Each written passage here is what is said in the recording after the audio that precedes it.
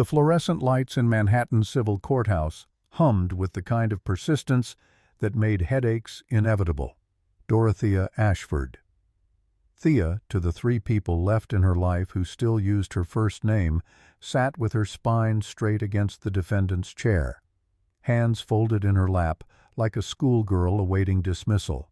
Across the mahogany expanse sat Graham Whitmore, her husband of 18 years, checking his phone with the casual indifference of a man waiting for his dry cleaning. Not husband, ex-husband. The papers had been signed 20 minutes ago.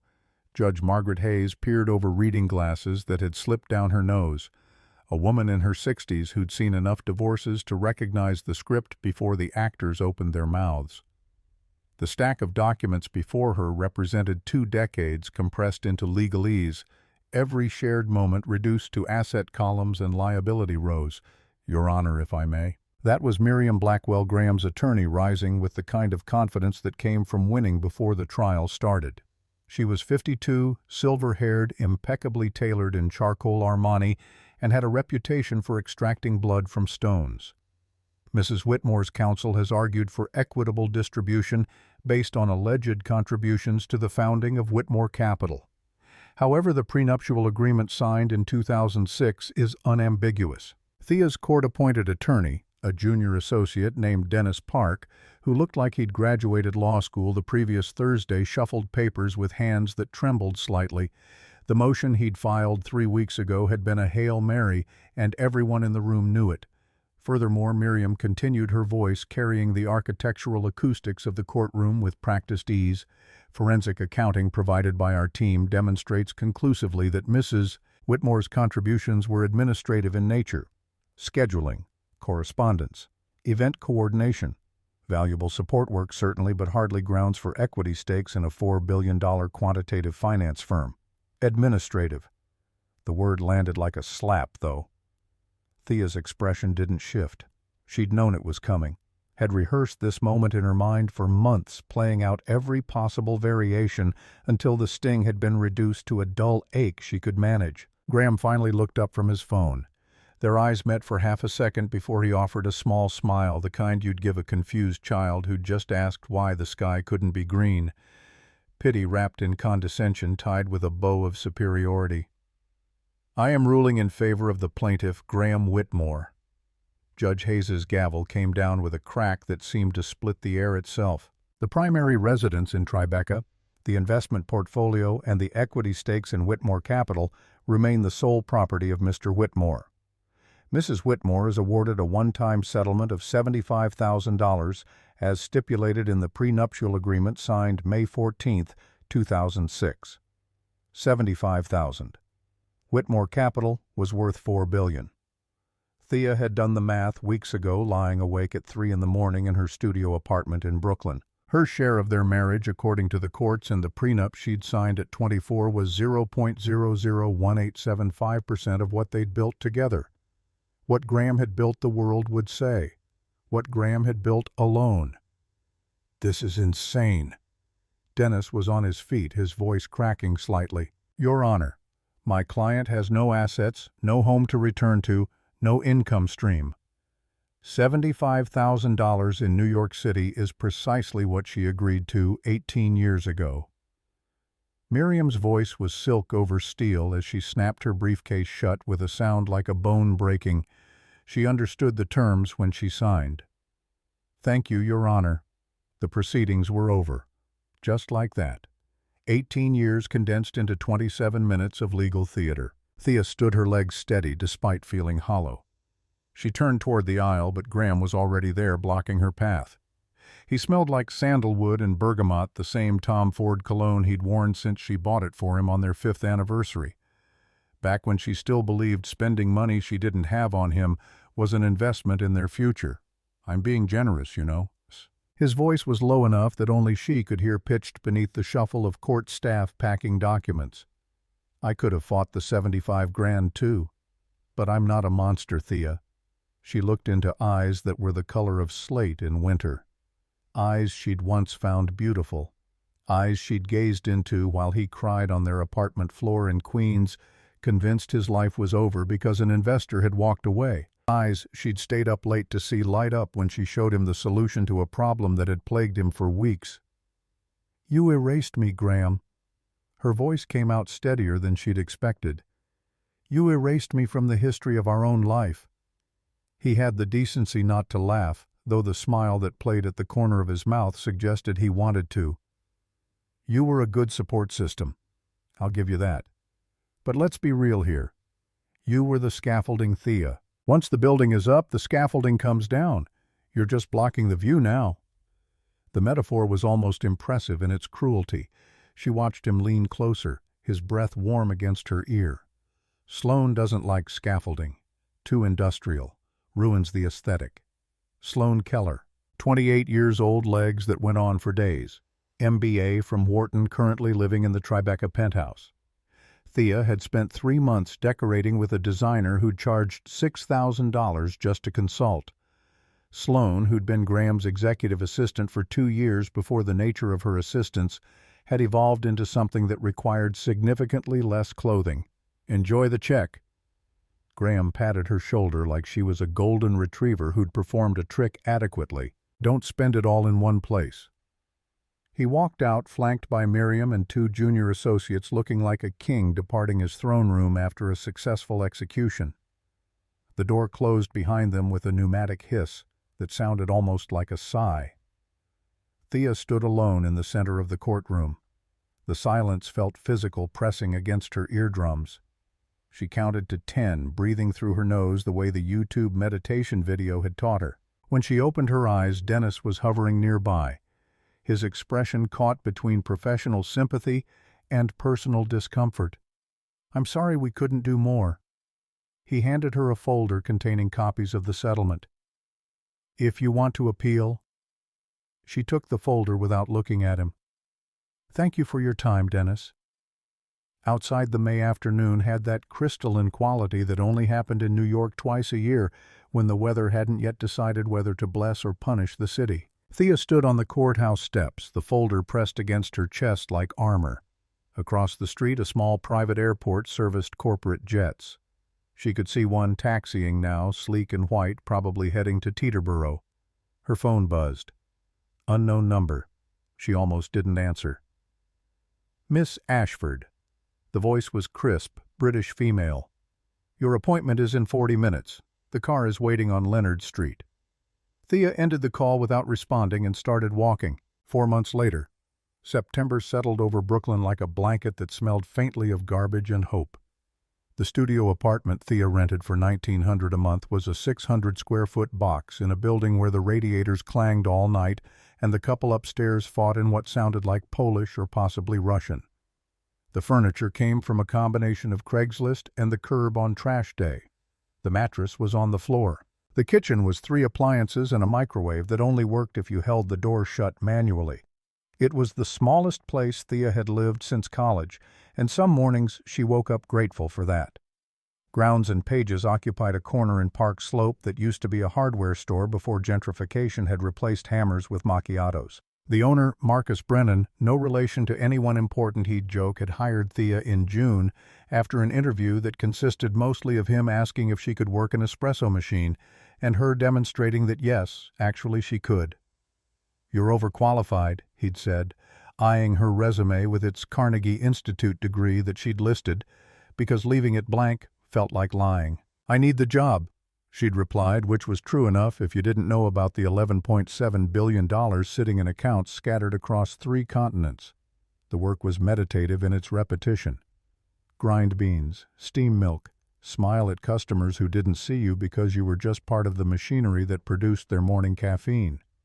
Wipe down counters, repeat.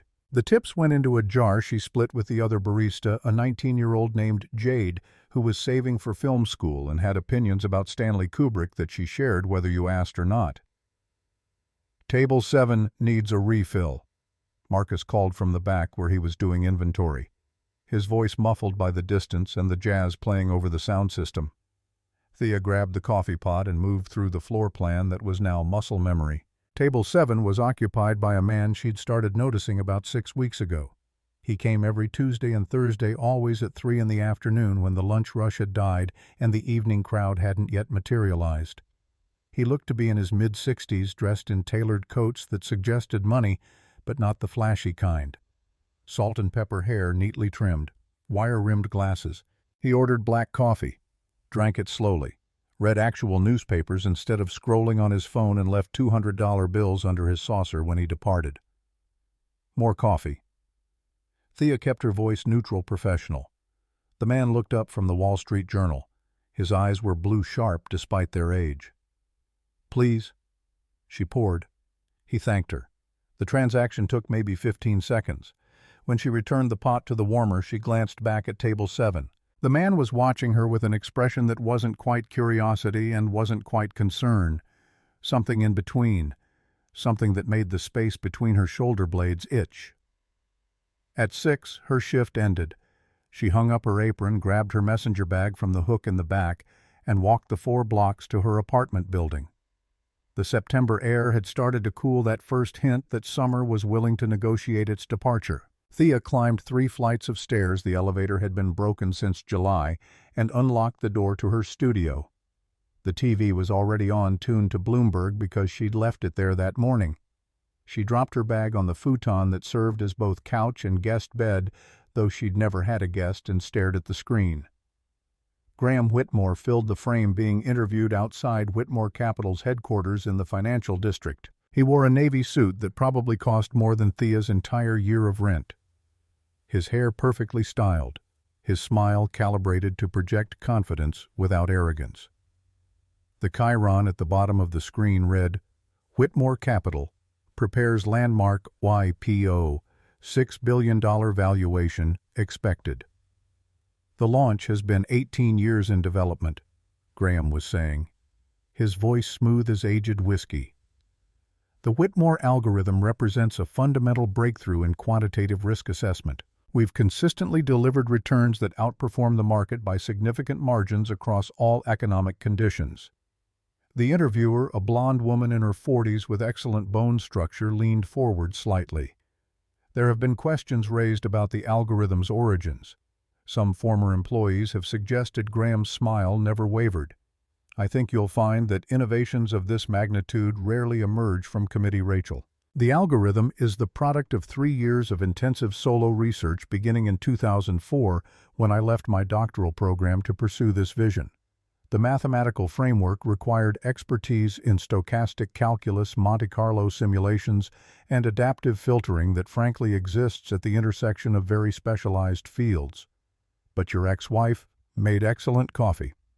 Graham's interruption was gentle but firm, the verbal equivalent of a door closing. "Thea was wonderful emotional support during the difficult early years, vital to my ability to focus. But the intellectual heavy lifting, the actual mathematical innovation that required a level of quantitative expertise that she simply didn't possess. She studied art history, for God's sake." The camera cut back to Rachel, who looked like she wanted to press but knew better. The interview moved on to projected earnings, market conditions, the regulatory environment. Thea watched until Graham's segment ended, then turned off the TV. The silence that followed felt vast. She opened her laptop, a 5-year-old MacBook that took 30 seconds to wake up, and navigated to a folder buried 3 layers deep in her files.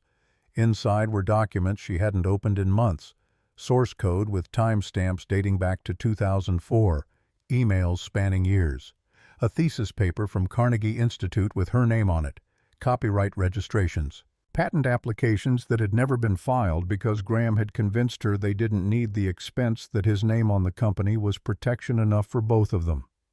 Art history. The lie was so casual, so automatic, that Graham probably believed it himself by now. Thea had graduated Carnegie Institute with a degree in applied mathematics, top 5% of her class, with a thesis on stochastic modeling that her advisor had called the most innovative work he'd seen in a decade. But Graham had started telling people she'd studied art history around year 3 of their marriage, and she'd never corrected him because it seemed easier than making him feel insecure. Because making Graham feel good about himself had been her job, her purpose, her entire identity for almost 2 decades. Her phone buzzed. Not a call this time, but a text from an unknown number. Tuesday, 8 p.m., same location. Thea deleted the message without responding, though her heart rate had kicked up several notches. She closed the laptop, changed into running clothes, and went out for a jog she didn't want but needed. The route took her through Prospect Park, past families having late dinners on blankets, past couples holding hands, past a group of teenagers playing soccer with a ball that had seen better days. When she returned to her apartment 90 minutes later, sweaty and exhausted and almost calm, there was a box outside her door. No return address. No shipping label. Just her name written in neat block letters across brown paper. She carried it inside, locked the deadbolt, and opened it on the futon. Inside was a single item, a photograph in a plain black frame. The image showed a man in his late 60s standing on the deck of a ship, the ocean stretching behind him to the horizon. He wore a captain's jacket, his expression serious but not unkind. The nameplate on the ship's railing was just barely visible, Ashford Maritime 2. Her father. Dead, 5 years now. The heart attack had taken him at his desk reviewing shipping manifests, doing what he loved until the moment his body decided it was finished. Thea set the photograph on the small table that served as her desk nightstand and dining surface. She didn't cry. She'd cried enough in the months after Edmund's death, enough in the months after discovering Graham's affair, enough in the quiet moments of the divorce proceedings when she'd locked herself in courthouse bathrooms and let the grief come in waves. Now there was only the hollow space where emotions used to be and the cold certainty of what came next. Her phone buzzed again. Different unknown number this time. The preliminary filings are complete. Discovery phase begins Monday. Are you certain about exposure? Thea stared at the message for a long moment. Outside, someone was setting off fireworks, despite it being September, the pops and cracks echoing off brick buildings. A car alarm started wailing 3 blocks away. The radiator clanged its evening greeting. She typed 3 words, "I'm certain." The response came immediately. "Then we proceed." Thea set the phone down and looked at the photograph of her father. Edmund Ashford had built a shipping empire from a single cargo vessel and a willingness to work harder than anyone thought humanly possible. He'd taught her that patience wasn't weakness, that silence could be strategy, that the best victories were the ones where your opponent never saw you coming. You were the scaffolding, Thea. Graham's voice echoed in her memory. Once the building is up, the scaffolding comes down. She stood moved to the window and looked out over Brooklyn's sprawling landscape of brownstones and corner stores and lives being lived in 600 languages. Somewhere across the East River, Graham was probably at some charity gala or investor dinner, Sloan on his arm, basking in the glow of his impending IPO. Somewhere lawyers were filing paperwork he'd never see until it was too late. Somewhere the machinery of justice was beginning to turn. "The scaffolding comes down," she whispered to the glass, watching her breath fog the surface. But first it reveals what it was holding up, and sometimes when you remove it, the whole building collapses. Saturday arrived with rain that turned the city gray and made the gutters run with water that smelled like defeat. Thea's shift at Grounds and Pages started at 10, which meant waking at 8 to shower in a bathroom where the hot water lasted exactly 4 minutes before turning Arctic. She dressed in jeans and the black t-shirt that constituted the coffee shop's uniform, tied her hair back, and grabbed the umbrella she'd bought for $3 from a street vendor. The walk to work took 12 minutes. She'd timed it. Marcus was already there when she arrived, preparing the espresso machine for the day ahead. "Morning, Thea. How's the apartment treating you?" "Like a studio apartment in Brooklyn treats everyone." She hung her jacket on the hook, grabbed her apron. "Loud neighbors and expensive disappointment." He laughed, the kind of genuine sound that reminded her why she liked working here. At least it's honest about what it is. The morning rush started around 10:30.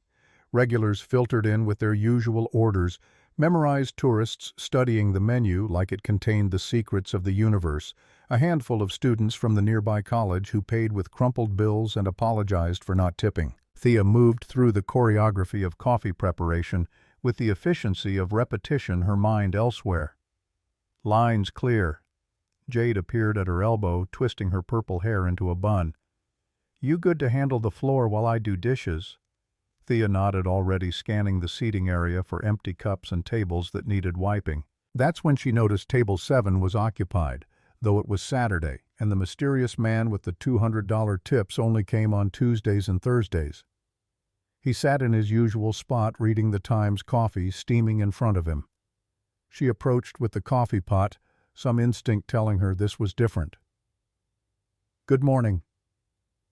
"Refill." The man folded his newspaper with deliberate precision. "Miss Ashford." His voice carried a slight accent she'd never been able to place. British, maybe, but softened by years of living elsewhere. "We should speak plainly." Thea's hand tightened on the coffee pot handle. "I'm working. I'm aware." He gestured to the empty chair across from him. 2 minutes. Marcus won't mind." She glanced back at the counter where Marcus was helping a customer choose between pastries. The cafe was quiet, the post-rush lull settling over the space like dust. Against every instinct that told her to walk away, Thea set down the coffee pot and sat. "My name is Everett Sterling. I was your father's friend for 43 years. We met in law school when we were both young enough to think we'd change the world. He asked me before he died to watch over you if circumstances ever required it." Thea's throat felt tight. "My father never mentioned you." Everett's smile was sad around the edges. Edmund was excellent at compartmentalizing. His family life, his business life, his contingency plans all kept in separate boxes. When he learned about your marriage difficulties, he updated his will to include certain protections, but he died before implementing them fully. "What kind of protections? The kind that ensure you're not truly alone even when you choose to appear that way." Everett pulled out a business card, slid it across the table. "The firm on Leonard Street. They're expecting you Tuesday at 8. Don't be late. Constance Reeve doesn't tolerate tardiness." Thea picked up the card. "Reeve and Associates. Wealth Preservation and Strategic Litigation." A Midtown address that suggested significant overhead. "I don't need charity." Everett stood, leaving $40 on the table for a coffee that cost $3.50. "This isn't charity, Miss Ashford. This is your father's final chess move. He taught you to play, didn't he?" He walked out before she could respond, the door chiming his departure. Thea stared at the business card until Marcus called her name, pulling her back to the present tense of espresso machines and customer orders. She slipped the card into her pocket and returned to work, her hands steady, even as her mind raced through calculations and possibilities, and the memory of her father teaching her chess on Sunday afternoons, his patient voice explaining that the best players thought 7 moves ahead. Tuesday evening arrived like clockwork. Thea finished her shift at 6, went home to change into the one professional outfit she'd kept from her old life, a navy pantsuit that still fit despite the 20 pounds she'd lost since the divorce, and took the subway into Manhattan. The address on Everett's card led to a building in Midtown that looked like money, old money, the kind that didn't need to announce itself. The elevator required a key card to access the 42nd floor. The receptionist, a woman in her 30s with perfect posture and a smile that suggested she knew more than she'd ever tell, handed Thea the card without asking for ID. "Miss Ashford, you're expected. Conference room B." The hallway was all dark wood and muted lighting, the carpet so thick it absorbed sound. Conference room B had floor-to-ceiling windows overlooking the city, a view that probably cost more per month than most people made in a year. Sitting at the head of a table that could seat 20 was a woman who looked like she'd been born wearing power suits.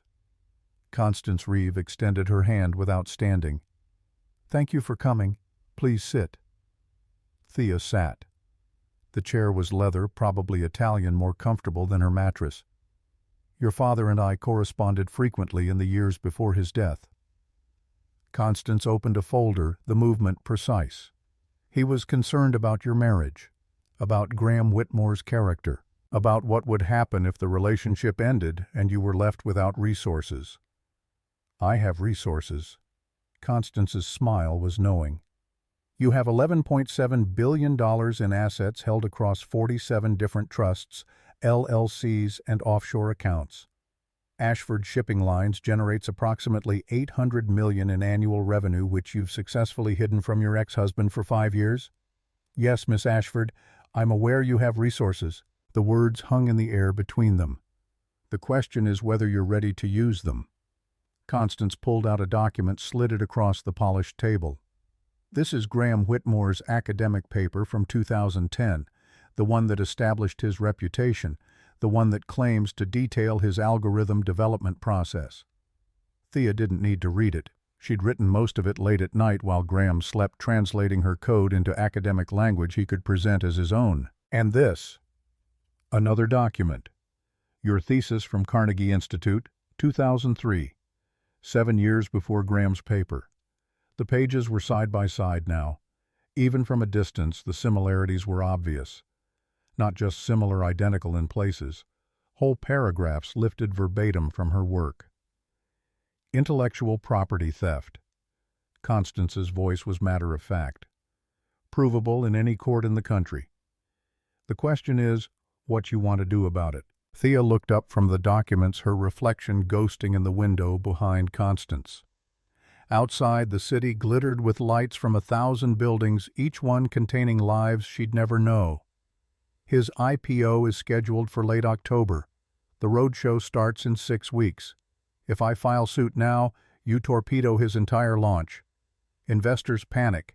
The IPO collapses. Whitmore Capital, which is currently over-leveraged to the tune of $2.3 billion in anticipation of the IPO proceeds, goes bankrupt within 90 days. And 40,000 employees lose their jobs. Constance didn't flinch. Some of them. Others would be absorbed by acquisition. The company has value beyond Graham Whitmore's ego. But yes, there would be casualties. Thea stood, moved to the window. Below, people moved through their lives like blood cells through arteries, each one thinking they were the main character of existence. Graham was down there somewhere, probably having drinks with investors, charming them with stories about his vision and his algorithm and his singular genius. I don't want to destroy the company. Her voice sounded distant to her own ears. I want what's mine. Then we don't file suit. Constance joined her at the window. We do something more elegant. We attend the roadshow. We present evidence publicly in front of the institutional investors who control the IPO's success. We give them a choice: invest in a company built on stolen intellectual property or walk away. And Graham gets exactly what he gave you. Public humiliation, financial ruin, the knowledge that everything he built was actually built by someone he erased. Thea turned to face Constance, seeing her clearly for the first time. This woman wasn't just a lawyer. She was an architect of consequences. How long have you been planning this?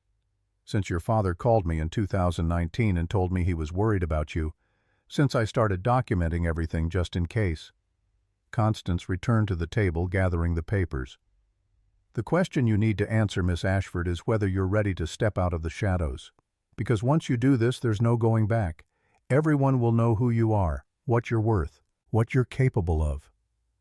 The weight of it settled over Thea like a coat, heavy and warm. 18 years of silence. 18 years of being invisible. 18 years of watching someone else take credit for her mind, her work, her very existence. I'm ready.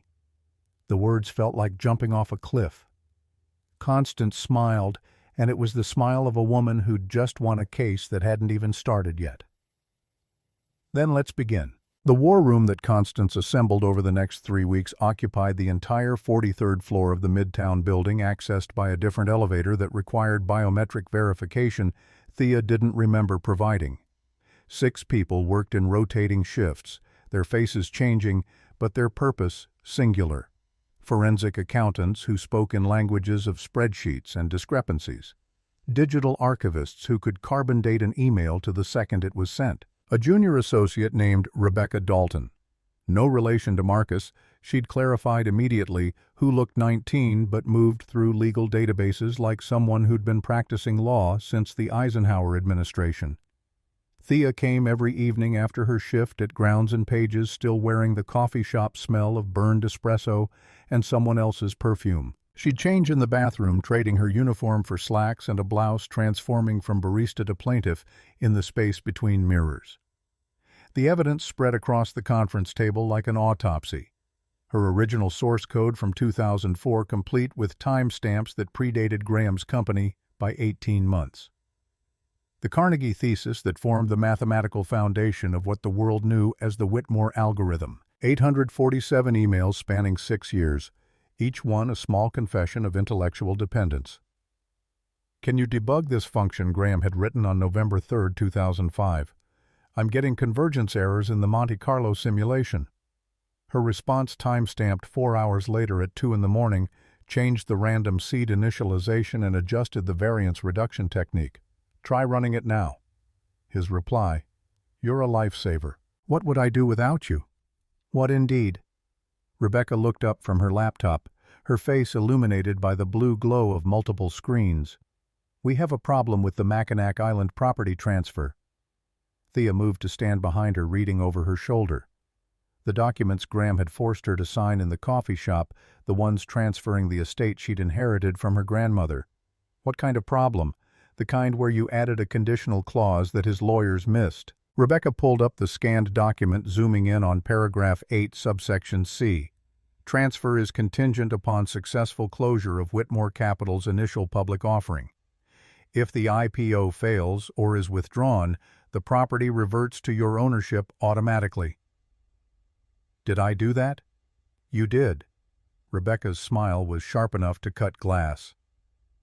3 days before you signed, you had our office send an amended version to Graham's legal team. They rubber-stamped it without reading because they assumed you were too defeated to fight. Miriam Blackwell's junior associates are probably going to be looking for new jobs when this surfaces. Constance entered carrying a briefcase that looked like it had survived several wars. "The preliminary financials came back from our people at Deloitte. Graham's position is worse than we thought." She opened the briefcase, pulling out a report that was mostly red ink and words like exposure and insolvency and material misrepresentation. Whitmore Capital shows $4 billion in assets under management, but 2.3 of that is leveraged against the anticipated IPO proceeds. He's been paying dividends to early investors using borrowed money, running a structure that would make Madoff proud. The firm generates real returns. Your algorithm ensures that. But Graham's personal spending has created a house of cards. The Tribeca penthouse alone cost $47 million, financed entirely through loans secured against future earnings. So if the IPO fails, Thea kept her voice level. Bankruptcy within 90 days. Probably faster. The creditors will descend like vultures, and Graham doesn't have enough liquid assets to cover even the first wave of margin calls. Constance closed the report. "Which brings us to the moral question you've been avoiding." Thea met her eyes. "Say it." 40,000 people work for Whitmore Capital in various capacities. Traders, analysts, support staff, cleaning crews. If the company collapses, most of them lose their jobs. Some will find new positions quickly. Others won't. Families will be disrupted. Mortgages will default. Lives will change in ways that have nothing to do with Graham's fraud. The weight of it pressed against Thea's chest. "And if I do nothing, Graham executes the IPO, covers his debts, becomes a billionaire several times over. Continues taking credit for your work. Continues erasing you from the narrative. Continues living the life he built by stealing yours." Constance's expression was neutral, offering no guidance. "This is the calculus of consequence, Miss Ashford. There is no clean answer." Thea walked to the window. October had arrived while she wasn't paying attention. The city taking on that particular quality of light that made everything look like a film set. Somewhere down there, Graham was preparing for the roadshow that would make him legitimately wealthy instead of just appearing so. Somewhere Sloan was picking out dresses for the investor dinners. Somewhere the machinery of finance was preparing to crown a thief. How many of those 40,000 employees know the algorithm is mine? Constance didn't hesitate. "Based on our interviews with former staff, at least 200 have direct knowledge. They've signed NDAs, but NDAs don't cover criminal fraud. Several have expressed willingness to testify if subpoenaed. And Graham knows they know. He knows. Which is why he's always hired loyalty over competence in key positions. The people close enough to see the truth are the ones most invested in maintaining the lie." Thea pressed her forehead against the cool glass. Her reflection stared back a ghost woman in a borrowed office holding the power to destroy everything a thief had built. I want to see the roadshow schedule. Rebecca pulled it up immediately. The Whitmore Capital IPO Roadshow was set to visit 7 cities over 2 weeks, culminating in a final presentation at the Plaza Hotel in Manhattan on October 28th. Each event would host between 300 and 500 institutional investors representing trillions in collective assets. The Plaza event was the crown jewel, the moment when Graham would stand before the titans of American finance and ask them to believe in his genius. "We'll attend the Plaza presentation." Thea's voice sounded strange to her own ears, like someone else was speaking. "I'll sit in the front row. I'll let him see me. And when he finishes his presentation, I'll ask a question." Constance's expression shifted interest, sharpening into focus. "What question?" Thea turned from the window. "Can you explain the Kalman filter optimization in line 847 of your source code? Because I wrote that line on November 14th, 2007 at 2:47 in the morning. And I'd like to know how you plan to explain its presence in an algorithm you claim to have developed alone." The room went quiet, except for the hum of electronics and the distant sound of traffic 43 floors below. Rebecca broke the silence first. "Holy shit." Indeed. Constance was already moving, her mind clearly racing ahead to logistics and strategy. "We'll need to prepare exhibits. Original code printouts with visible timestamps, email archives, your Carnegie thesis, copyright registrations. Everything documented, everything verifiable, everything impossible to dismiss as hearsay. And my identity. Once I surface as Ashford's daughter, you lose the ability to disappear again." Constance didn't sugarcoat it. "The financial press will dig into every corner of your life. They'll want to know why you hid your inheritance, why you waited 5 years, why you're emerging now. You'll need to be prepared for scrutiny that makes the divorce proceedings look gentle." Thea thought about her studio apartment, her barista job, the careful construction of invisibility she'd maintained since Edmund died. All of it about to be stripped away like wallpaper from a condemned building. "When do we start?" "We already have." Constance gestured to Rebecca, who pulled up a calendar on the main screen. "The next 3 weeks are preparation. We'll assemble the evidence packets, prepare your testimony, run through every possible question Graham's team might throw at you. We'll also need to address your appearance. My appearance. You've been living like a graduate student for 4 months. No judgment, but the woman who walks into the Plaza Hotel needs to look like someone worth $11 billion. Otherwise, the investors won't take you seriously, and this entire operation collapses into a he said, she said that the financial press turns into entertainment." Thea looked down at her slacks from Target, her blouse from a clearance rack at Macy's.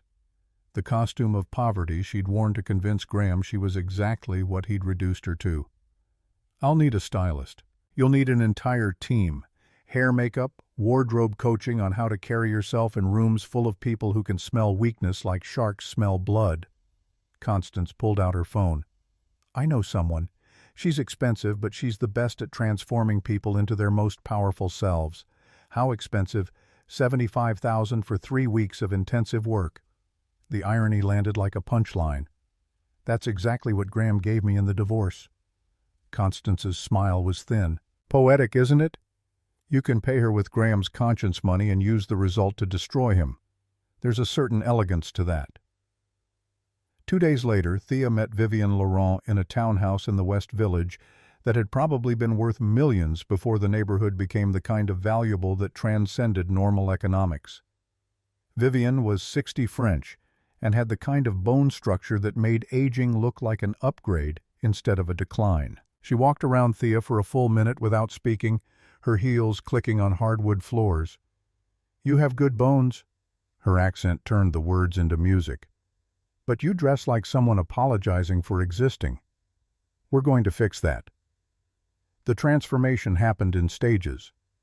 First came the hair appointment at a salon in Soho, where the stylist took one look at Thea's home dye job and announced they'd need 4 hours and divine intervention. They cut 6 inches, added subtle highlights that cost more than Thea's monthly rent, and reshaped everything until the woman in the mirror looked like someone who'd never heard of box color from CVS.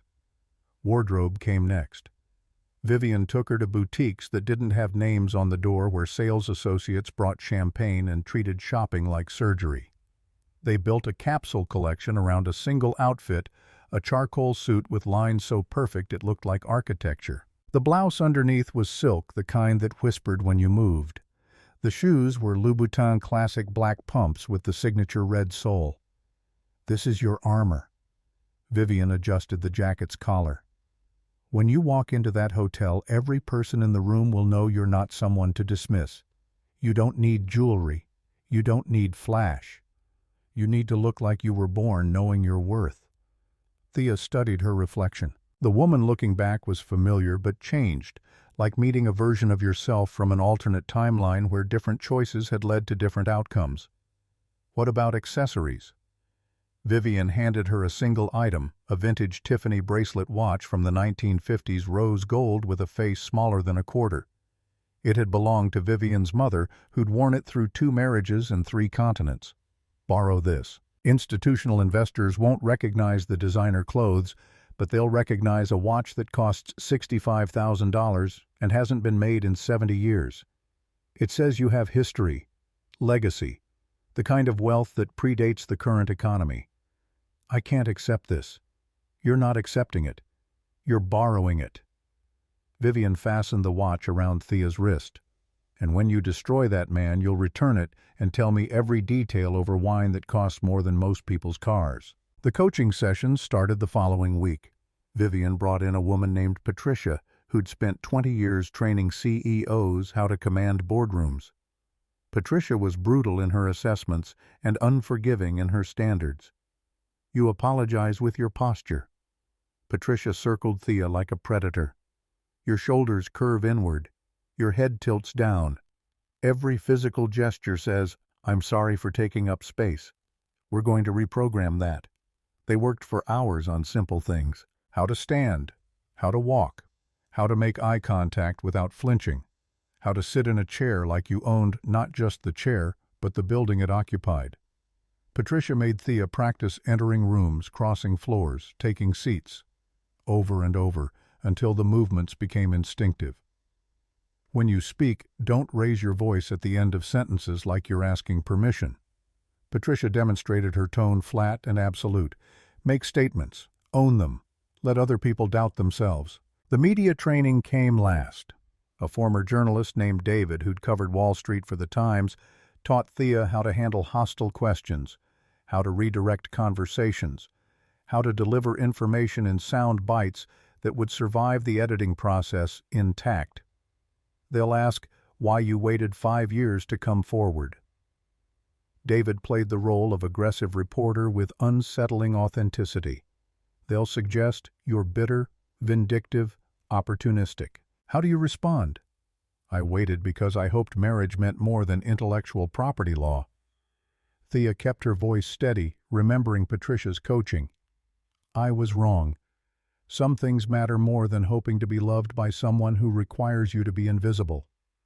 David nodded approval. "Good. Vulnerable but strong. Explains the delay without sounding weak. What about the inheritance question? Why hide billions from your husband?" "I didn't hide my inheritance. I protected it." There's a difference. When someone shows you they value what you can provide more than who you are believing them is survival, not deception. Better. David made notes on his tablet. These sound bites work because they're true. Don't over-rehearse them, or they'll sound canned. The best interviews happen when you remember you're a human being telling your story, not a defendant pleading your case. Between sessions, Thea continued working at Grounds and Pages. Marcus had noticed the changes, the better haircut, the way she carried herself differently, but had the grace not to ask questions. Jade, however, possessed no such restraint. "You look different." The 19-year-old studied Thea while steaming milk for a latte. "Not bad different, just different. Like you've been doing yoga or found religion or something." "Something." Thea wiped down the espresso machine, her reflection ghosting in the stainless steel. "Hot guy different. Because there's this customer who comes in on Wednesdays and always asks if you're working, and I feel like maybe there's potential there." "No hot guy, just life happening in unexpected ways." "That's the most mysterious thing you've ever said." And now I'm going to be obsessed with figuring out what it means." Jade handed over the latte for table 3. "You're like a puzzle wrapped in an enigma covered in coffee grounds." Everett Sterling stopped coming to the coffee shop after that Tuesday in September, but Thea would sometimes see him standing across the street reading his paper at a bus stop, keeping watch in his quiet way. She understood now that he'd been her father's final insurance policy, the guardian Edmund had put in place for contingencies he'd hoped would never materialize. The day before the plaza presentation, Constance called in final meeting. Everyone assembled in the war room. Rebecca with her laptops and legal databases, the forensic accountants with their reports on Graham's financial house of cards, David the media trainer, Patricia the posture coach, and Vivian, who'd brought the completed wardrobe in garment bags that probably cost more than most people's wedding dresses. Tomorrow changes everything. Constance stood at the head of the table, commander addressing troops before battle. "Once Thea surfaces, there's no putting this back in the bottle. The financial press will be relentless. Graham's attorneys will come after her with everything they have. There will be depositions, countersuit threats, attempts to discredit her testimony and her character." The room was silent. "I need each of you to understand what we're really doing here." Constance looked at each person individually. "We're not just correcting a historical record. We're challenging a fundamental narrative about who gets to claim genius. We're telling the world that the invisible labor of brilliant women has value beyond the support it provides powerful men. We're saying that silence is not consent, and patience is not weakness." Thea felt the weight of it, the responsibility of representing something larger than personal grievance. "If anyone wants out, now is the time." Constance's voice was gentle but firm. "Once we enter that hotel tomorrow, we're committed to seeing this through to whatever end it finds." No one moved. No one spoke. The commitment was unanimous and absolute. Rebecca broke the silence. "I've prepared information packets for the top 50 institutional investors. Original code samples, email evidence, timeline documentation, everything cross-referenced and verified. They'll have it in their hands before Graham finishes his opening remarks." The forensic team leader, a man named Howard who wore bow ties and had the energy of a particularly excited accountant, raised his hand. "We've also prepared a one-page summary of Whitmore Capital's actual financial position, the over-leveraged state, the borrowed dividend payments, the margin exposure. Not speculation. Hard numbers from public filings they probably assumed no one would read carefully. This will tank the IPO." Vivian spoke what everyone was thinking. "Not just delay it. Kill it completely." "Yes." Constance didn't flinch from the reality. And with it Graham's ability to service his debt. He'll face bankruptcy, probably criminal investigation for securities fraud. His reputation will be destroyed. The life he built will collapse. Good. Patricia's single word carried the weight of everyone's unspoken agreement. Thea stood moving to the window for what felt like the 100th time. The city spread below like a circuit board, lights connecting in patterns that suggested logic beneath chaos. Tomorrow she would stand in a room full of people who controlled billions in capital and tell them the truth about who'd actually built the algorithm they were preparing to invest in. Tomorrow she would end the career of a man she'd once loved enough to erase herself for. "I'm ready." The words came out steadier than she felt. Constance joined her at the window. "Your father once told me that the hardest part of leadership was accepting that doing the right thing often hurt people who didn't deserve it. Those 40,000 employees at Whitmore Capital, most of them are innocent, but their paychecks were always built on stolen intellectual property. At some point, the bill comes due. Did he say what you're supposed to do with that knowledge? Live with it."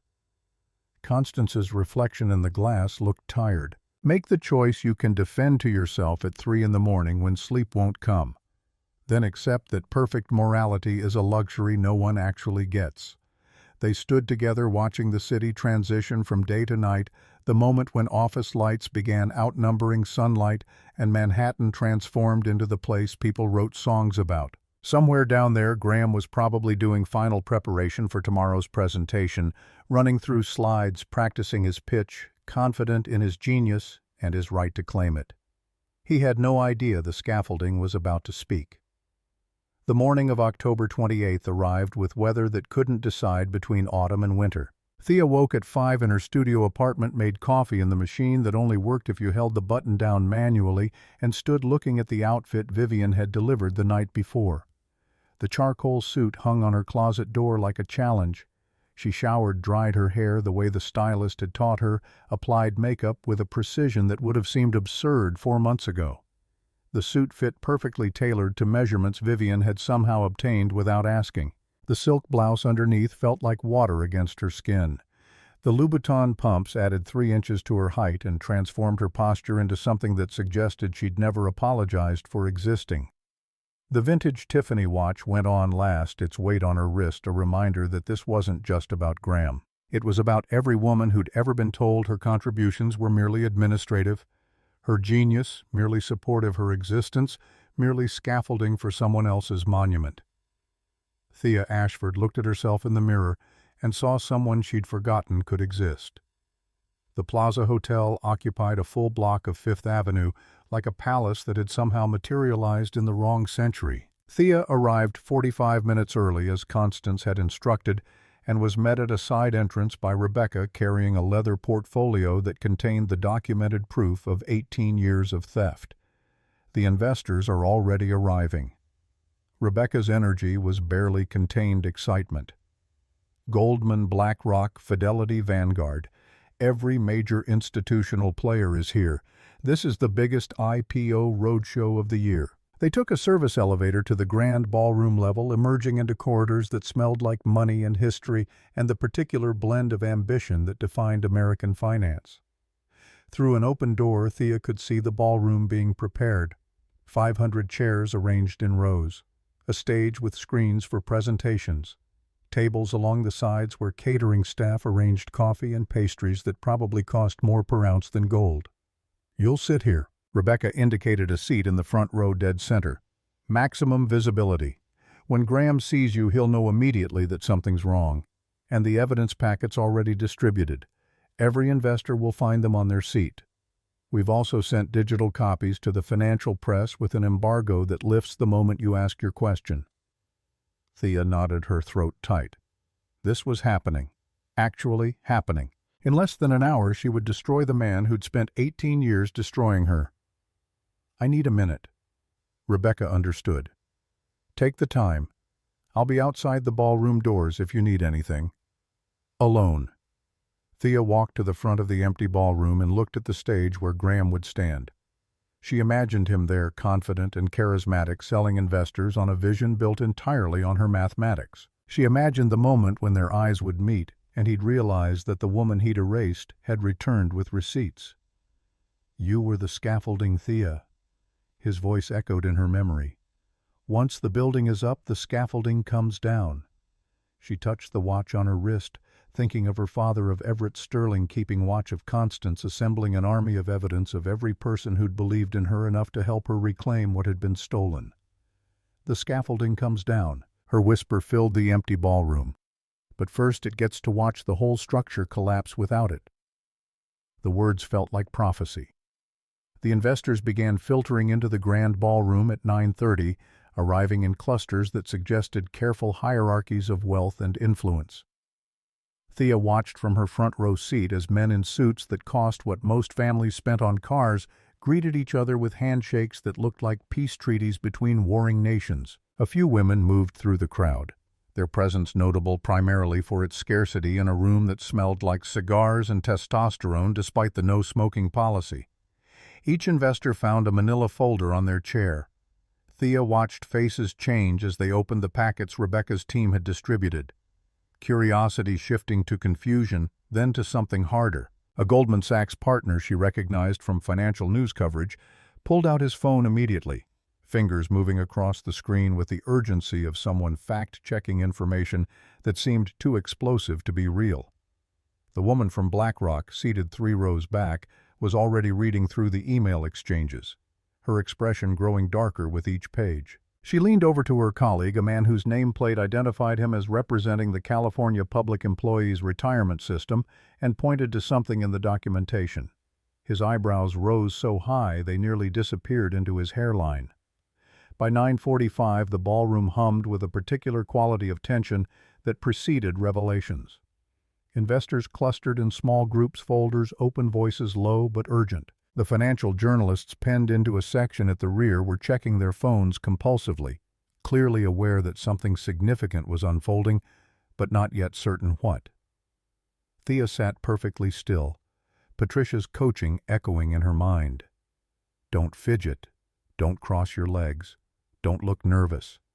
You're not here to ask permission. You're here to take back what's yours. The side door opened and Graham entered, flanked by Miriam Blackwell and 3 associates whose combined billable hours could probably fund a small nation. He looked exactly as Thea remembered from Bloomberg interviews and WSJ Profile's navy suit that fit like it had been grown rather than sewn silver tie that caught the light hair styled with the kind of casual perfection that required significant effort to achieve. He carried no notes, no folders. Graham had always performed best when he could rely on charisma over preparation. He was halfway to the stage when he saw her. The change in his expression lasted maybe 2 seconds. A micro-flash of recognition followed by confusion, followed by something that might have been fear before his professional mask slammed back into place. But Thea had seen it. That moment of genuine surprise when the woman he'd erased materialized in the front row of his coronation, dressed like someone who'd never needed his permission for anything. Graham's step faltered, just barely, just enough that Miriam noticed and touched his elbow in concern. He shook his head slightly, ascending the stage steps with recovered composure. But his eyes kept returning to Thea, questions forming and reforming behind his carefully maintained smile. The moderator, a managing director from J.P. Morgan, whose introduction suggested he'd facilitated more IPO roadshows than most people had attended birthday parties, took the microphone. Good morning, ladies and gentlemen.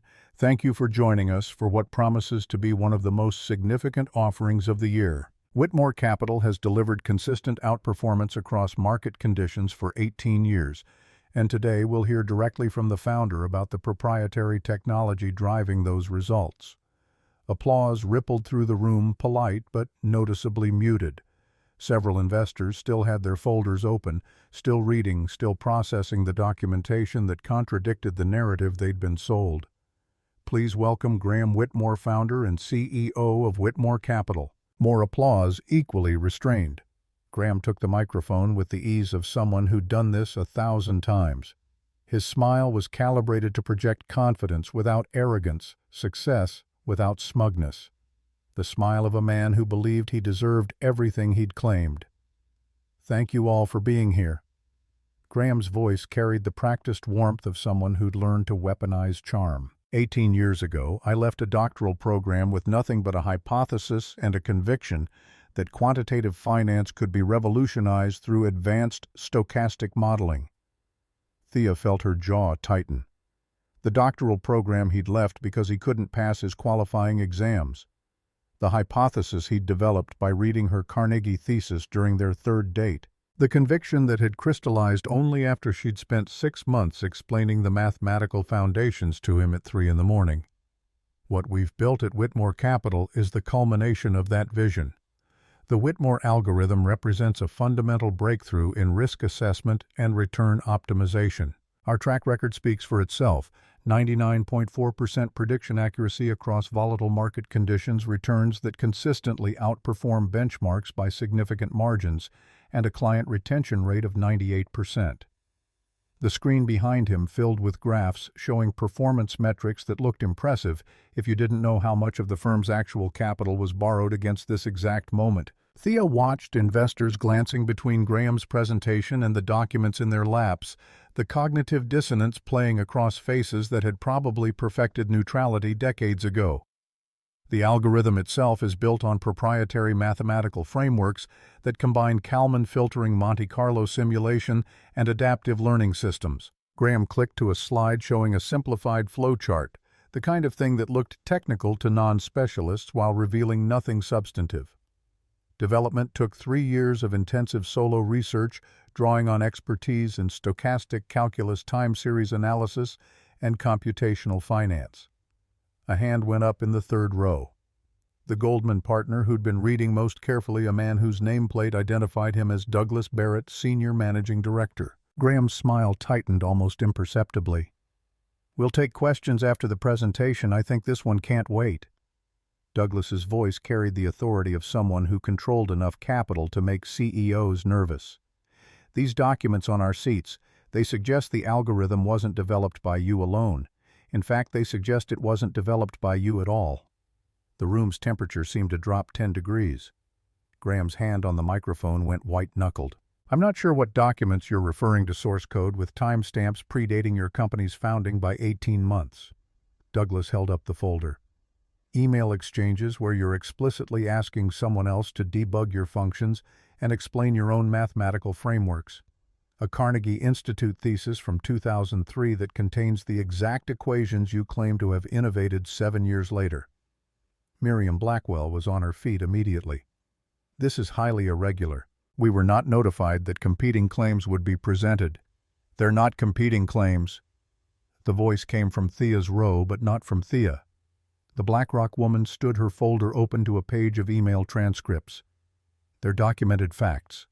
I've spent the last 20 minutes cross-referencing these timestamps against public filings. The mathematics in this thesis predates everything Whitmore Capital has ever published about its algorithm." Graham's face had gone from confident to pale. "Security. I want these people removed." "On what grounds?" Douglas hadn't sat down. "We're institutional investors conducting due diligence on a $6 billion offering. These documents raise material questions about the intellectual property underlying this firm's value. We have a fiduciary responsibility to our clients to examine them." The moderator looked like he wanted to disappear into the floor. "Perhaps we should take a brief recess." "No recess." Graham's voice had lost its warmth, replaced by something sharp and desperate. "Those documents are fabricated. They're part of a smear campaign by a disgruntled ex-wife who—" He stopped mid-sentence, finally saying out loud what everyone had figured out. His eyes locked onto Thea, recognition and rage mixing into something ugly. Thea stood.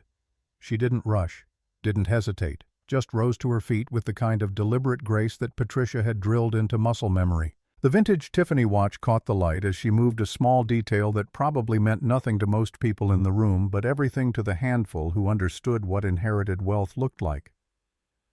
"I'm not here to smear anyone, Graham." Her voice carried without her having to raise it, clear and level and utterly calm. "I'm here to ask a question." The room had gone silent except for the sound of phones being pulled from pockets, investors texting their teams, financial journalists, sensing that the story had just shifted from routine IPO coverage to something significantly more interesting. A question. Graham's laugh sounded forced. "Fine. Ask your question and then security will—" "Can you explain the Kalman filter optimization in line 847 of your source code?" Graham froze. "Because I wrote that line on November 14, 2007 at 2:47 in the morning while you were sleeping off drinks from a client dinner." Thea took a step toward the stage, then another. The room seemed to contract around them, 500 people disappearing until it was just the two of them and 18 years of accumulated lies. "I wrote the initial framework in my Carnegie thesis in 2003. I spent 3 years refining it while you struggled with your doctoral qualifying exams.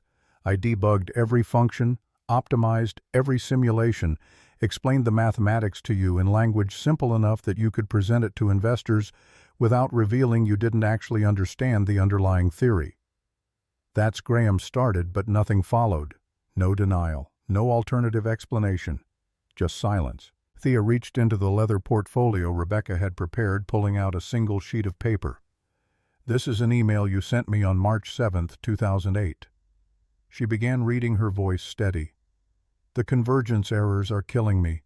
Can you look at the random seed initialization? I'm getting garbage results, and I have a pitch meeting in 6 hours. You're a lifesaver. What would I do without you?" She looked up from the paper, meeting his eyes. "That was your question, Graham. What would you do without me?" "Now we both know the answer. You'd have nothing because everything you built was built with my mathematics, my coding, my work. You just signed your name to it and told the world it was yours." Douglas Barrett was on his feet again. "Are you claiming authorship of the Whitmore algorithm?" "I'm not claiming anything." Thea's response was directed at the investors, not Graham. "I'm stating a documented fact. The algorithm that generates Whitmore Capital's returns was developed by me between 2003 and 2009. Every major innovation, every mathematical framework, every line of code that matters. I can prove it with timestamps, with email evidence, with my original thesis that predates Graham's first public mention of these concepts by 7 years." The BlackRock woman spoke up. "Why didn't you claim authorship earlier?" "Because I believed marriage meant partnership. I believed supporting the person you love was more valuable than public credit. I believed." Thea paused, feeling the weight of the admission. "I believed wrong. You cannot love someone who requires you to be invisible, and silence is not consent to theft." The words landed in the ballroom like stones in still water, ripples spreading outward. Several of the female investors nodded almost imperceptibly. A journalist in the back was typing furiously on her phone, probably already filing the story. Graham found his voice, though it came out strangled. "This is character assassination. She's bitter about the divorce. She's making up lies." The Goldman partner cut him off. "I've had my team running preliminary verification on these documents for the last 10 minutes. The Carnegie thesis is real, filed with the University Library in May 2003. The email headers check out against standard forensic analysis. The source code timestamps are consistent with the file creation dates in ways that are almost impossible to fake." Another investor stood, this one representing Fidelity. "What's the current ownership structure of the intellectual property that brought Miriam Blackwell back into the fight?" "The prenuptial agreement is clear. All business assets developed during the marriage were developed by me." Thea kept her voice level. "Copyright law doesn't care about prenuptial agreements when it comes to intellectual property created by a specific author. I wrote the code. I developed the mathematics. I own the IP regardless of what Graham and I signed about marital assets." Miriam's face went white as she clearly ran through the legal implications. If Thea could prove authorship, if she could demonstrate that the core algorithm was her work, then Whitmore Capital's entire value proposition rested on intellectual property they didn't actually own. Every return generated by the algorithm, every fee charged, every investment made based on its predictions, all of it potentially subject to licensing requirements they'd never negotiated. The moderator tried one last time to regain control. "Perhaps we should adjourn this presentation and schedule a follow-up once these questions have been no." The word came from Graham, sharp and desperate. He looked at Thea with an expression that mixed hatred and disbelief in equal measure. "You're really going to do this? Destroy 40,000 jobs because you're angry about a divorce? I'm not destroying anything, Graham." Thea felt something settle in her chest, a certainty that made her voice ring with authority. "You destroyed it when you built a company on stolen work. You destroyed it when you over-leveraged the firm against an IPO that only has value if you actually own the thing you're selling. You destroyed it the moment you decided taking credit for my genius was more important than acknowledging the person who made you possible." She turned to address the investors directly. "I'm not here to ruin lives or collapse a company out of spite. I'm here because the work I did has value, and that value includes being recognized for creating it. If Whitmore Capital wants to continue using my algorithm, we can negotiate a licensing agreement.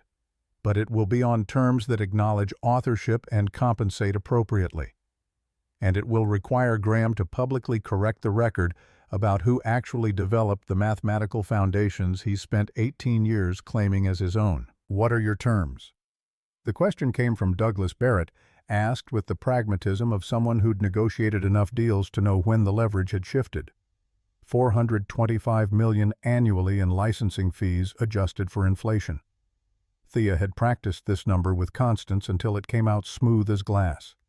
Public acknowledgement on all company materials that the core algorithm was developed by Dorothea Ashford. Graham steps down as CEO and takes an operating role reporting to an independent board. And full financial disclosure of the firm's actual capital structure so investors can understand what they're actually buying. The room erupted, investors turning to each other, voices rising, phones being pulled out again. The financial journalists had abandoned all pretense of restraint and were openly recording everything on devices that probably violated a dozen Plaza Hotel policies. Graham looked like he'd been punched. $400 million annually. That's the approximate value of the intellectual property you've been using without permission or compensation for 18 years. Thea kept her expression neutral. Actually, I'm being generous.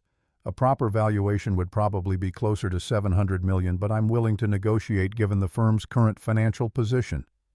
Miriam was at Graham's elbow, whispering urgently. He shook her off his face, going from pale to red. You can't do this. The legal challenges alone will take years and cost tens of millions and ultimately arrive at the same conclusion because the evidence is overwhelming. Constance Reeves' voice cut through the chaos as she entered the ballroom from the side door, perfectly timed. My client has documented proof of authorship that will survive any legal scrutiny your team can mount. The only question is whether you want to negotiate licensing terms now or wait until after the criminal investigation into securities fraud. Criminal investigation. Graham's voice cracked. Constance moved to stand beside Thea, presenting a united front. Your firm has been paying dividends with borrowed money while representing to investors that returns came from operational profits. You've overleveraged to the tune of $2.3 billion against IPO proceeds you may never receive. You've made material misrepresentations about asset ownership in public filings. The SEC tends to take those things seriously. A man Thea didn't recognize stood up in the back, his voice carrying bureaucratic authority. David Morrison, Securities and Exchange Commission. Mr. Whitmore, you should probably stop talking and contact your attorney.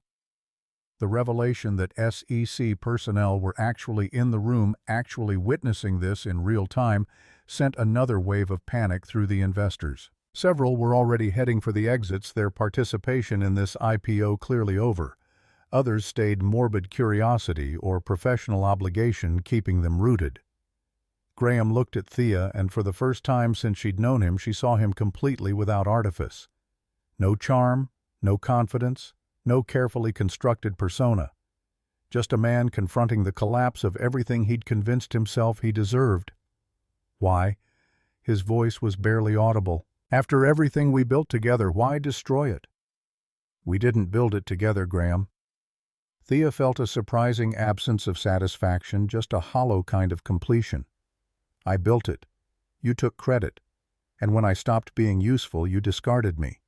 You told the judge my work was administrative. You told the press I made coffee. You told yourself I was scaffolding that could be removed once the building was complete. She took one step closer to the stage, close enough to see the sweat beading on his forehead.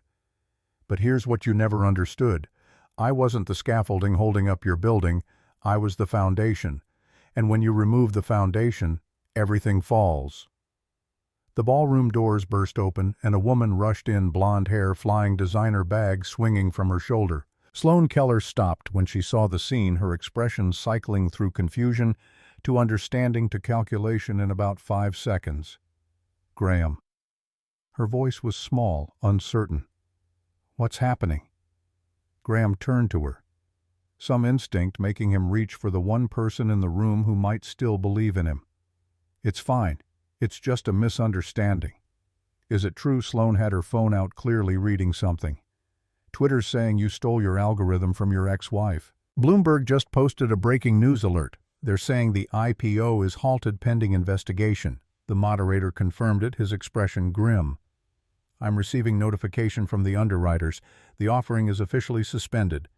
Graham's phone started buzzing. Then Miriam's. Then the phones of every investor still in the room.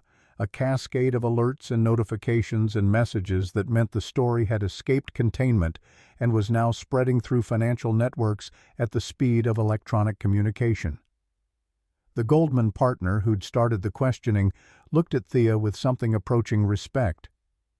You knew this would kill the IPO. I knew Graham had built a house of cards expecting IPO proceeds to pay off debts he's been hiding from investors. Thea kept her voice steady. I knew that exposure would collapse that structure. I also knew that letting him execute this offering would be fraud on a massive scale, and the eventual collapse would hurt more people more severely. So, you're the hero, Graham's voice dripped with venom. "Destroying my company to save it. I'm not saving anything." Thea met his eyes without flinching. "I'm reclaiming what's mine and letting consequences fall where they belong." "You made choices, Graham. You stole intellectual property. You overleveraged the firm. You lied to investors. Those choices have costs. You're just finally being asked to pay them." Sloane was backing toward the door, her expression making it clear she'd reassessed Graham's value proposition and found it wanting. The designer bag, the penthouse apartment, the lifestyle she'd signed up for, all of it predicated on wealth that was apparently built on foundations of theft and debt. Her departure went unnoticed by Graham, whose attention was fixed entirely on the disintegration happening around him. "Mr. Whitmore." The SEC investigator was approaching another official-looking person at his side. "We're going to need you to come with us for questioning. I want my lawyer. That's your right." The investigator's tone suggested he'd said these words before many times. "But we need you to come now." Miriam stepped between them, her professional armor back in place. "My client will cooperate fully, but we need time to prepare." "Your client doesn't have time." David Morrison pulled out credentials that looked official and intimidating. "We have evidence of securities violations, wire fraud, and material misrepresentation to investors." Time for preparation ended when he decided to proceed with this roadshow, knowing the intellectual property claims were disputed. The watching investors parted as Graham was escorted toward the exit, his navy suit looking somehow diminished, his perfect hair, suddenly, just hair. He turned back once to look at Thea, his expression a mixture of disbelief and something that might have been belated understanding. She held his gaze, offering nothing. No sympathy, no vindication, no anger. Just the flat acknowledgement of someone watching the natural consequences of unnatural choices. When the ballroom doors closed behind Graham and the SEC officials, the remaining investors turned to Thea like a court awaiting the Queen's next pronouncement. Douglas Barrett spoke first. "What happens to Whitmore Capital now?" "That depends on several factors." Constance had moved into full attorney mode, her voice crisp and authoritative. "The firm has genuine value beyond Graham's leadership. The algorithm works. The client base is strong. The operational infrastructure is sound. What it needs is legitimate ownership structure and honest accounting. And you're offering licensing terms." The BlackRock woman was making notes. $425 million annually. Negotiable. Thea had practiced this part with Constance. What's not negotiable is authorship acknowledgement and Graham's removal from executive control. The company can survive. It can even thrive. But not under leadership that built success through theft. "What about the employees?" A new voice, a younger investor Thea didn't recognize. "You mentioned 40,000 people. What happens to them?" "Most keep their jobs." Thea had thought about this in the hours of 3 a.m., wakefulness that had plagued her for months. The algorithm continues generating returns. The client relationships remain intact. The operational staff still have work to do. The difference is who gets credit and who makes decisions. Graham's personal debt isn't the company's responsibility. His overleveraging can be unwound through restructuring. The people who actually do the work will be fine. But you'll profit. An edge of accusation in the question.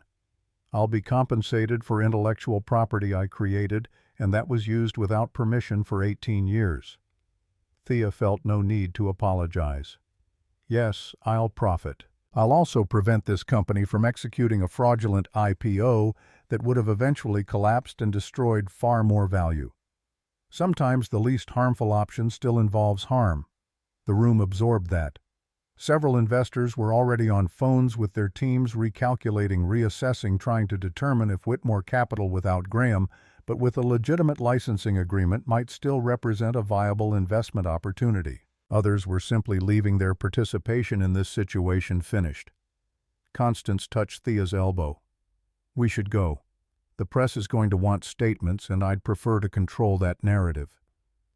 They walked toward the side exit, the same door Graham had entered through 90 minutes ago when he'd still believed he was untouchable. Behind them, the ballroom buzzed with conversations that would reshape how Wall Street thought about intellectual property, about women's contributions, about the hidden labor that built visible empires.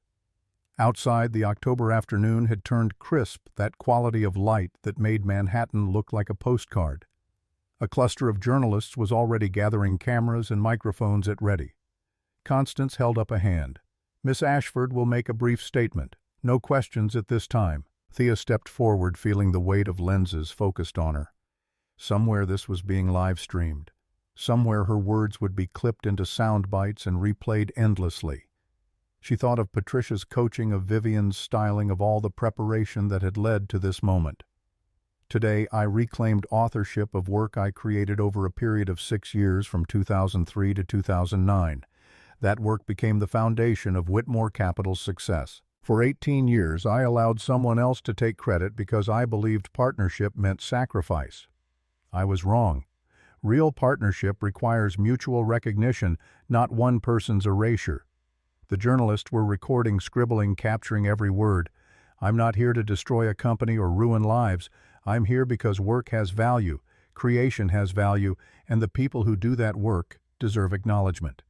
Mathematics doesn't care about gender or relationships or who has better PR. It only cares about who wrote the proof." She paused, letting the words settle. "Graham Whitmore stole my intellectual property and built an empire on that theft. Today, that empire is being asked to acknowledge its true foundations. The company will survive. The employees will be fine. But the narrative about who actually created the thing that made it valuable needed correction." A journalist shouted a question about her inheritance, about why she'd hidden her wealth. Constance stepped forward. "That's all for today. Further statements will come through official channels." They moved toward a waiting car, black and anonymous. Thea slid into the back seat, Constance following. The door closed with a solid thunk that muted the chaos outside. "How do you feel?" Constance's question was genuine, not performative. Thea considered it. "Numb. Relieved. Terrified. Like I just jumped off a cliff and I'm still in the air, not sure if there's water below or rocks." "There's water." Constance pulled out her phone, already scrolling through news alerts. Bloomberg, Reuters, WSJ Times. They're all running it. The narrative is forming in real time. Woman reclaims stolen work. Tech genius emerges from shadow. The David and Goliath framing is inevitable. I'm not David. Thea watched Manhattan slide past through tinted windows.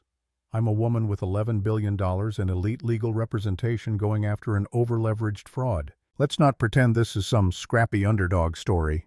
Constance smiled. The fact that you understand that distinction is exactly why this works. You're not asking for sympathy. You're demanding recognition. The money just gives you the resources to make that demand effectively. The car headed toward Midtown, toward Constance's office, where Rebecca and the team would be monitoring responses, preparing for the next phase. But Thea asked the driver to make a stop first. Grounds and Pages sat on its corner in Park Slope exactly as she'd left it that morning, unchanged and unchangeable. Thea entered, still wearing her charcoal suit and Louboutin heels, drawing startled looks from the afternoon customers who'd only ever seen her in the coffee shop uniform. Marcus looked up from the espresso machine, his expression cycling through surprise to confusion to a smile. "You look different. I am different." Thea approached the counter. "I need to resign. Effective immediately." "The coffee thing didn't work out." Marcus's tone was gentle, concerned. "The coffee thing was perfect. But I have other obligations that need my attention now." She pulled an envelope from her bag, something she'd prepared that morning before leaving. 2 weeks severance for me and Jade. Thank you for not asking questions." Marcus took the envelope, opened it, and stared at the check inside. "This is $50,000. Consider it a thank you for letting me be invisible when I needed to be." Thea touched the counter, this surface she'd wiped down hundreds of times. "You gave me space to figure out who I was when everything else had been stripped away. That was worth more than you know. The man from table 7. Everett." Marcus's expression cleared. "He was watching over you. He was honoring a promise to my father." Thea smiled. "Tell Jade she should apply to film school. She's talented enough to get in, and life's too short to wait for permission." She left before Marcus could respond, stepping back into the October afternoon where a different car was waiting. This one would take her to the Midtown office, to Constance and Rebecca and the machinery of consequence management. But first she had one more stop. The address Everett had given her led to a brownstone in the West Village that looked like it had stood there since before Manhattan learned to aspire upward. He answered the door himself, wearing a cardigan and reading glasses, looking more grandfather than maritime attorney. "Miss Ashford." He stepped aside. "I've been watching the news. Your father would be proud." "I'm not sure about that." Thea entered a living room filled with books and nautical instruments and the accumulated evidence of a life lived deliberately. "I just destroyed a man's career and potentially disrupted 40,000 lives. You corrected an injustice and prevented a fraud." Everett gestured to a chair. Edmund understood the difference between destruction and consequences. He always said the hardest part of doing right was accepting that right doesn't mean clean. He told Constance something similar. Edmund and Constance thought alike, strategically, morally, practically. Why he trusted her with contingency plans he never told you about. Everett sat across from Thea, studying her. "You're wondering if you're like him. If choosing this path makes you the person he raised you to be. Am I?" "You're asking the wrong question." Everett's smile was sad but knowing. "Edmund didn't raise you to be like him. He raised you to be stronger than the situations that would try to break you. Today, you were strong. Whether that makes you like him is irrelevant. It makes you yourself." Thea felt something release in her chest, a tension she hadn't known she was carrying. Did he know? About Graham stealing my work? He suspected. Edmund had excellent instincts about character, but he believed in letting you make your own choices even when he disagreed with them. His job wasn't to prevent your mistakes. It was to ensure you had resources to recover from them. They sat in silence for a moment, two people connected by the ghost of someone who'd shaped them both. "I should go. Meetings, lawyers, the whole apparatus of public consequence." Everett walked her to the door. "One thing, Miss Ashford, Edmund left you something beyond money and shipping companies. He left you permission to be visible again. Don't waste it by building new walls to hide behind."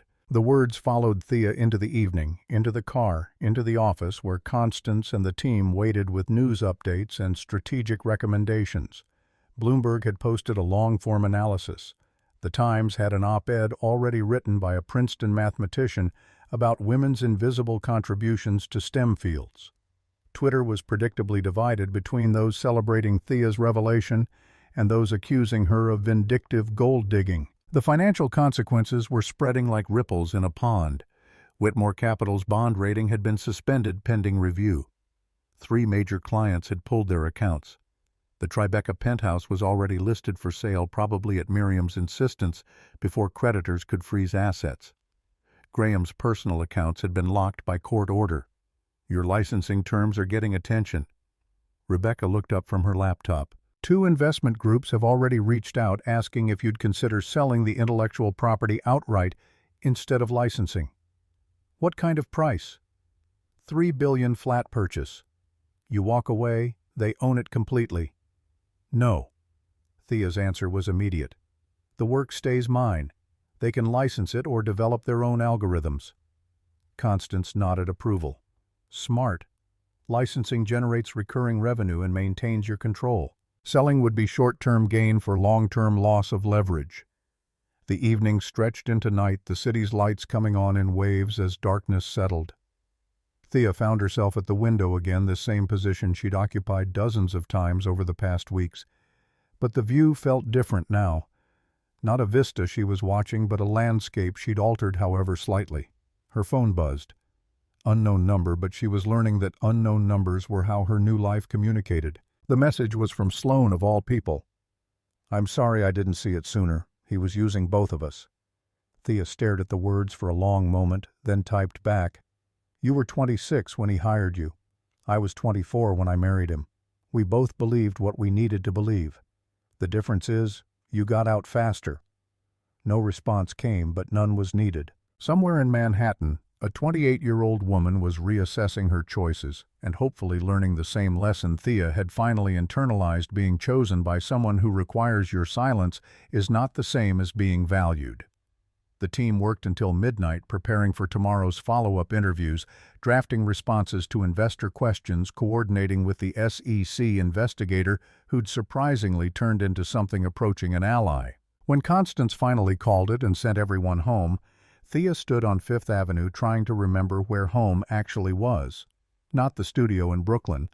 That had been a performance, a constructed poverty designed to convince Graham she was exactly what he'd reduced her to. Not the Tribeca penthouse she'd decorated and lost. Not her father's house in Connecticut sold years ago to settle estate taxes. "Where do you actually live?" Constance asked, as if reading her thoughts. "I don't know anymore." Thea pulled her coat tighter against the October cold. Everything was temporary. Everything was performance. "I don't think I've had a real home since before my father died." "Then go find one." Constance handed her a business card with a different address. "This is where I actually live when I'm not being a lawyer. Small apartment, good books, terrible coffee. You're welcome to the couch tonight if you need somewhere that isn't performing a role." They took a cab to the Upper West Side to a building that looked like it predated urban planning. Constance's apartment was exactly as advertised, small book filled with a coffee maker that had probably been manufactured during the Carter administration. Thea collapsed on the couch that had clearly seen better decades and felt the adrenaline of the day finally drain away. "You did well today." Constance handed her tea in a mug that declared, "World's okayest attorney." "Held your ground, kept your composure, made Graham face consequences he's probably never experienced before. Why doesn't it feel better?" Thea wrapped her hands around the warm ceramic. "I won. I got everything I wanted. Justice, recognition, financial compensation. So why do I feel like I lost something? Because revenge is cold comfort, even when it's righteous." Constance sat in an armchair that had probably been inherited from someone's grandmother. "You didn't get Graham back. You didn't undo 18 years of being erased. You just stopped it from continuing. That's victory, but it's not restoration. Can anything be restored? No.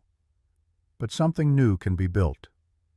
The question is whether you want to build it in Graham's shadow or in your own light." Thea thought about that, sipping tea that tasted like honesty. The algorithms she'd created, the mathematics she'd innovated, the work that had been stolen. None of that had ever really belonged to Graham, regardless of what documents he'd signed or claims he'd made. The work had always been hers. She'd just let someone else pretend otherwise. "I think I want to teach." The words surprised her even as she said them. Not disappear into research or start another company. Just teach. Help other women understand that the work they do has value regardless of who tries to claim it. Carnegie would probably welcome you back. Constance's smile was knowing. "Visiting professor? Your own terms, real recognition this time. Not Carnegie. Somewhere smaller. Somewhere that actually needs the resources I can bring." Thea closed her eyes, exhaustion finally winning. "Somewhere I can be useful without being invisible." She fell asleep on Constance's couch, still wearing the charcoal suit, still carrying the weight of a day that had rewritten her life. Somewhere across the city, Graham was probably doing the same in a holding cell, or Miriam's office, his empire crumbling in real time. Somewhere investors were recalculating, journalists were writing, the machinery of consequence was grinding forward. But here in this small apartment full of books and bad coffee, Thea Ashford was just a woman who'd finally stopped apologizing for the space she occupied. And tomorrow, when the sun rose on a world that now knew her name, she'd decide what to build with the ruins of what she'd destroyed. The scaffolding had spoken. The building had fallen. And from the rubble, something new would grow, something that belonged entirely to her, without theft, without erasure, without anyone else's name carved into the foundation.